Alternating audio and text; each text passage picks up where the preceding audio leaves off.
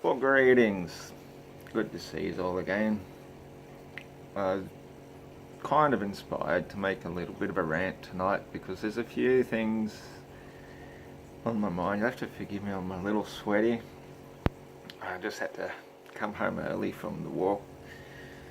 I mean, there was a storm threatening the whole time, but as the dog and I got a little bit further down the hill, man, the lightning just got so intense. It's constant rumble. It's still a little bit rumbling now, but it's fading. And it's just wicked. I wish I had my phone with me, so that I could have taken some pictures because the storm just looked far out. I got it halfway down and weighed up whether we go any further, and thought it's probably safe enough. I think we would have got away with it, but at the same time, it was going that really, really deep, pinky, orangey, yellowy. It's hard to describe the colour. It was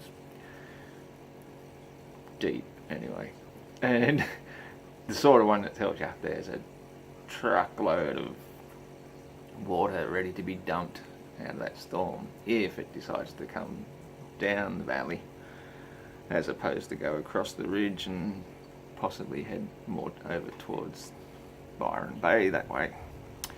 So, I'm still getting my breath back. Did a couple of posts on Facebook. Nearly out of beer. Really planned that well, didn't I?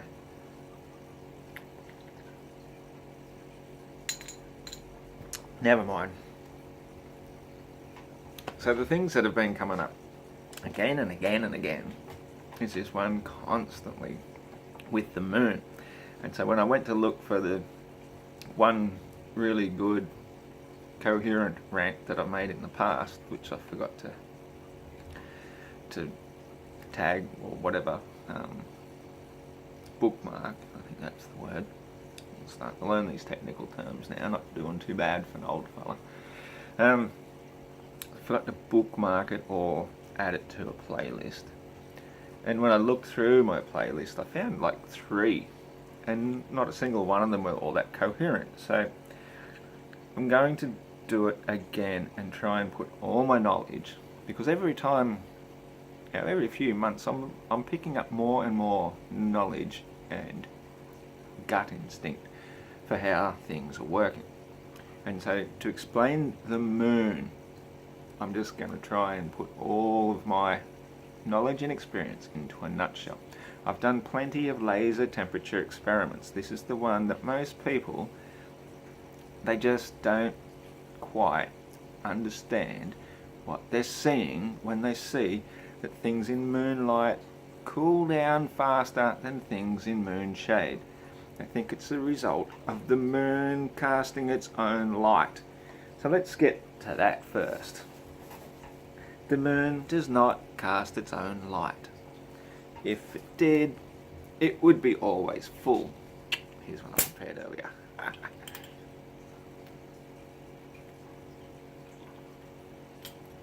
That's much better. So, the moon is not always full. It has phases. The phases work very simply and logically. We've all seen diagrams of the flat Earth, where you've got the sun on one side and the moon on the other, and they go around and around like a yin and yang. Now that is true for one night of the month.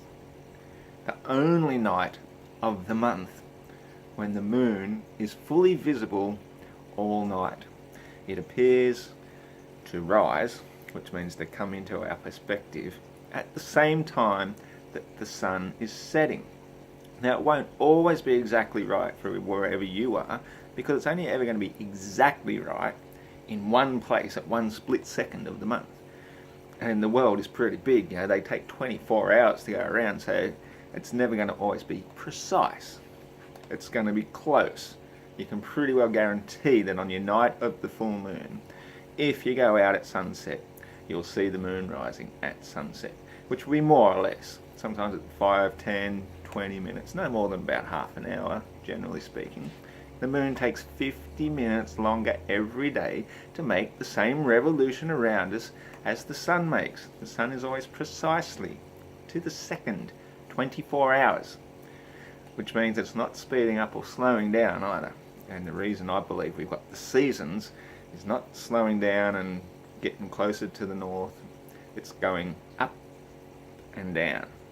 When it's down, it appears through the atmospheric magnification and refraction, or whatever you want to call it, atmospheric differences, to be much further south, which is why we get our summer here in the south when the sun is down low. And astrophysicists will even say that the sun appears at its furthest in our orbit, as they call it, but it's actually its orbit, furthest during the northern hemisphere's summer. So that means as it goes up, the way we see it from here in the south means it's looking to go further north. And effectively, that is what it's doing. It is sharing more and more light in the north. That's when they get their summer, and while the sun is at its furthest away from us. But it's still doing the exact same orbit in exactly 24 hours, which is why it's always overhead at more or less your local 12 p.m.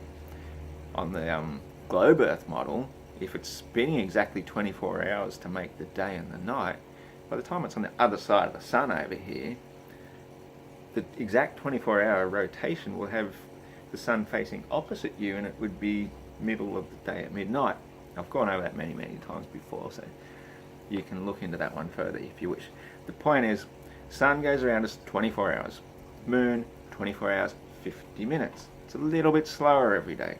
So every day the moon rises 50 minutes later than it rose the day before.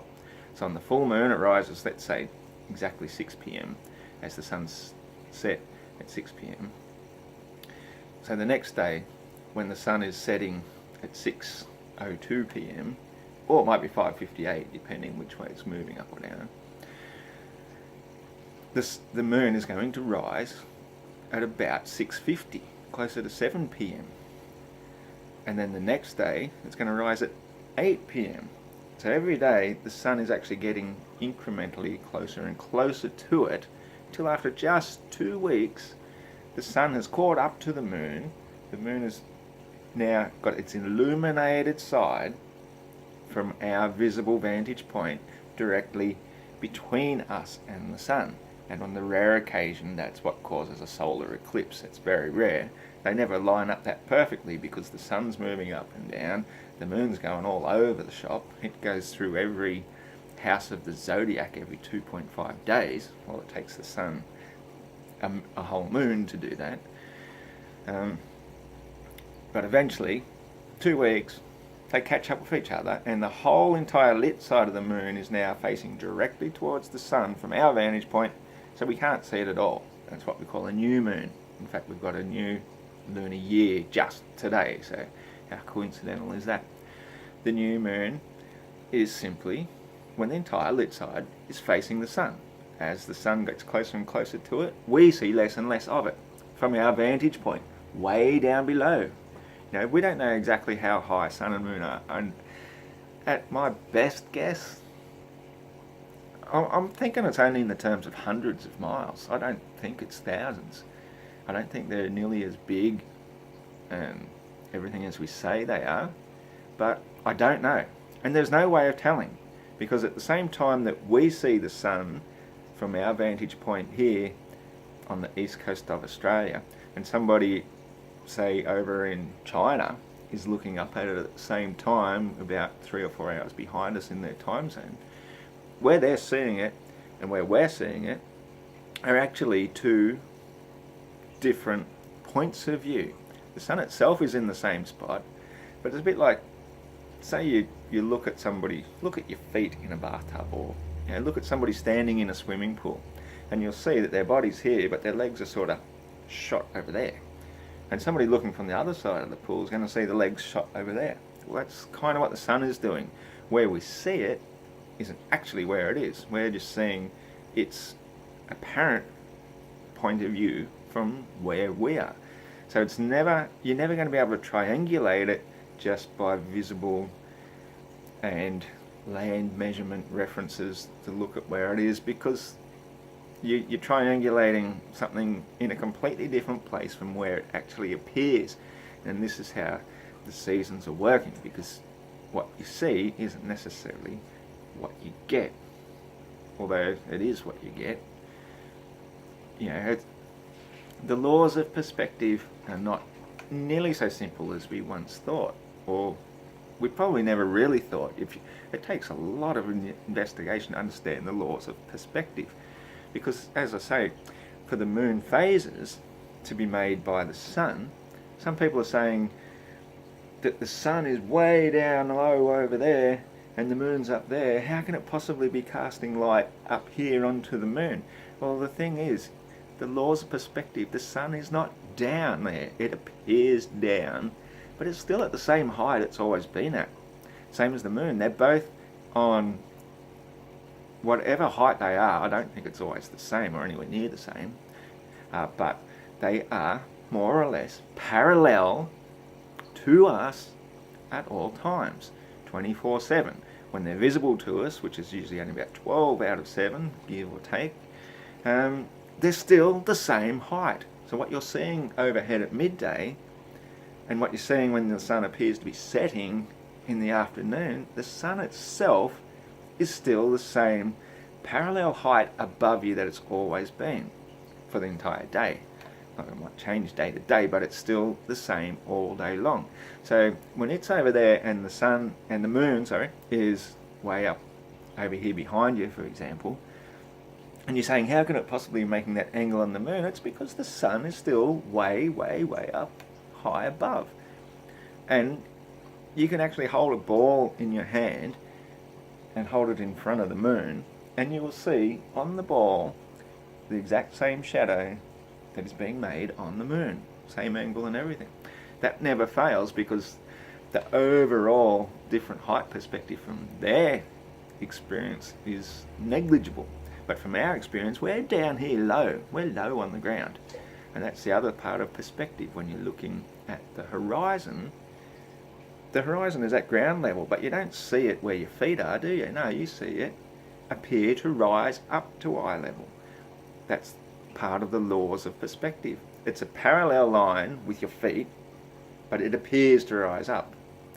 And then the sky horizon appears to sink down. That's all perspective is really all about.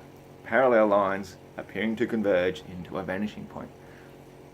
So the moon phases, I think I've explained them now. As soon as the sun speeds up, well, it doesn't speed up, it keeps its same speed, and it gets past the moon, that's when we start seeing the moon waxing again. So we're seeing the side of the moon getting slowly, seeing more and more of the lit side. Now here's the other thing a lot of people don't understand. Why we always see the same face of the moon. We think we see the moon rising, we see it coming up over us, and we see it and we think, oh, it's got this tidally locked orbit, so that it's always spinning just enough to keep facing the same face towards it, so we never see the dark side, which is just basically the other side. Well, here's what you're not seeing. You're not seeing the top side. We're constantly looking at the bottom side. It makes so much sense once you start learning about the laws of perspective, and that it is at the same height when it's at the horizon as it is when it's directly overhead, as it is when it appears to be sinking. It's still the same height above you. It's exactly like watching an aeroplane coming from the distance. This is how I best explain it. When you see a plane approaching, you don't actually see the nose of the plane coming to you. And when it's disappearing over there, you don't actually see the tail of the plane appearing to you. You're always looking at the undercarriage of the plane from one side to the next. Same with the moon. We're looking at the undercarriage, which kind of suggests to me that it would actually have to be above the sun to be fully illuminated.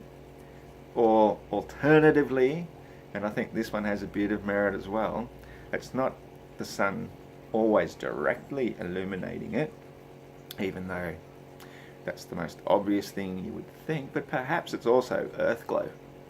So the side of the earth that is illuminated, if while we're experiencing nighttime of the full moon and we get all this lovely warm light from the moon shining down on us on the full moon, perhaps the vast majority of it is actually coming from the other side of the Earth being illuminated by the sun, also reflecting the light back up to it. So the full moon isn't necessarily directly lit by the sun, but indirectly lit by Earth, because if it's light enough to light up Earth in the dark part, why wouldn't Earth be even more so able to light it up? So I've never actually really thought of it like that one before too, so that just came to me tonight. But technically speaking, I'm getting around to the temperature now, because that's where I was heading to with this. When you see something illuminated by the sun, okay, you're walking down the street, the buildings are illuminated by the sun, the streets illuminated by the sun, it's a hot day, you're illuminated by the sun. Do you feel heat off a building down the other side of the street? No, you don't. If you walked all the way down to the end of the street and put your hand on the building, oh, that's a hot building, I won't be touching that in the direct sunlight anymore. And it's probably not even that hot.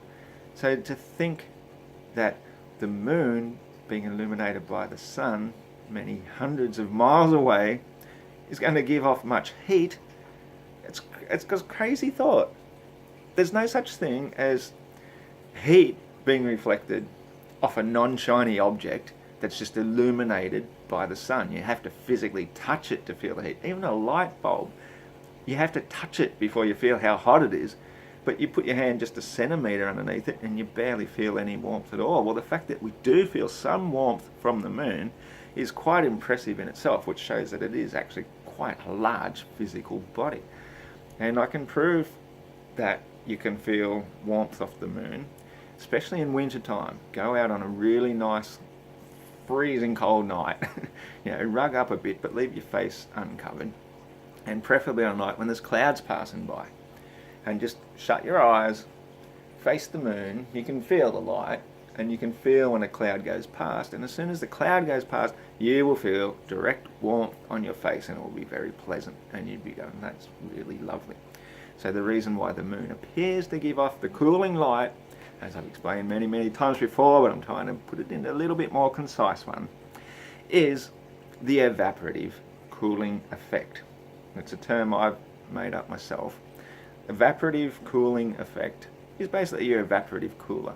You hang a bag of water, one of these Hessian bags that they used to use for water bags, that allows the water to slowly seep out. If you hang that on the bumper bar of your car as you're driving, the evaporative effect actually cools the water down and makes it very pleasant to drink on a hot day. So while you sacrifice some amount of your precious water, it's so much cooler that you're not like drinking lukewarm or hot water as you would be otherwise. That's the evaporative effect that causes cooling.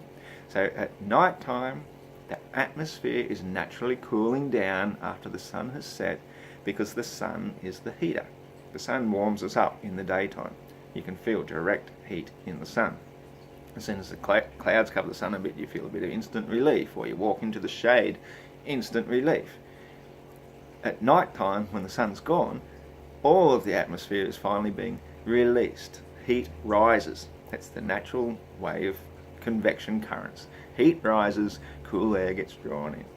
So on a night when it's not particularly windy, or it's just a pleasant full moon night, if you go out with the laser thermometer tester to measure the temperature of things in moonlight, what is happening is the moonlight is hitting this object with just enough warmth that it creates a convection current. It warms it up and draws the heat up faster, and then as a result of that, naturally cooler air, which oxygen actually being the coolest, one of the heaviest of the atmospheric gases. That's why it's most concentrated at sea level, less and less as you go up in elevation. Well, the cool air, especially oxygen, comes in, and that will happen in an exaggerated effect if you lit, say, a campfire. It's burning the oxygen, and it draws in more and more colder air, so you have to take direct heat off your fire on a cold night to stay warm, because of all the cool air being drawn in and being pushed up by the heat of the fire. So when it's just gentle moonlight pushing down, it just creates a gentle lift of the heat given off by the sun through the day off the object in moonlight, which draws in cooler air, which multiplies the effect of it cooling down faster. Compared to something in the shade of the moon, it doesn't get this pull up of its heat aided by the moonlight. That's all moonlight is doing. It's just reflected sunlight. And I've said before, reflection is not the greatest word, because reflection generally implies, say, a glass or a water surface, a very flat, shiny surface to create a reflection. But what it's really doing is it's just being illuminated by the sun, and it's such a big object that it creates enough gentle warmth to create that effect, which appears to make it a cooling light. But that is just an oversimplification of the process that's happening to say it's a cooling light. There is no such thing as a cooling light. I've even done the same temperature experiments, and it works best when we have a nice clear winter's day and then it cools off quickly of an evening, where you can test it under street lights. You can test the spot here under the street light where it's directly under the light, and it's cooled down much quicker than a place just 5 meters away, exact same road surface with the exact same effects of the temperature of the sun through the day. Having some sort of light on an object at night time, when the atmosphere is cooling, will naturally cool it down faster. And the other thing that people are often bringing up is that it's a putrefying light. Now, come on guys, that is a really even dumber oversimplification.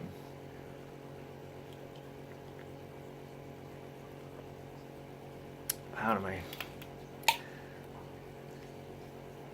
I don't know about you, but I've lived on the land before I grew up in farming. We used to go out rabbit shooting quite a lot, and at one stage we were making a bit of extra pocket money for me, because I'd go out and assist my dad doing spotlighting. Like, we had to get rid of the feral rabbits on the property anyway, and in winter time it was the best time to collect their skins. We usually wouldn't bother in summer because the fur wasn't thick enough and there was no value in it, because they shed all their fur. But they'd also put on a little bit of extra fat, and it made them worthwhile keeping for the local butcher. But you'd have to you couldn't leave them sitting on the floor of the vehicle more than half an hour or so between kills. So you'd try and get 2 or 3 if you could, before you'd have to butcher them. Just skin and gut them basically. And then you'd put them in an esky with cooling blocks in there to keep them cool enough, even in winter, because dead flesh putrefies rapidly. A human body, when they're dead, within about an hour, they start to suffer rigor mortis. That's the decaying fact of what flesh does when it's no longer dead. It's no longer being nourished by the flowing fluids. All the bacteria in there are now going into the opposite stage of breaking everything down, preferably quite quickly, to help prevent it becoming so putrefied that it spreads disease even more. But most places, if a body doesn't go off really fast, it will become very, very putrid, very, very smelly, very, very fast.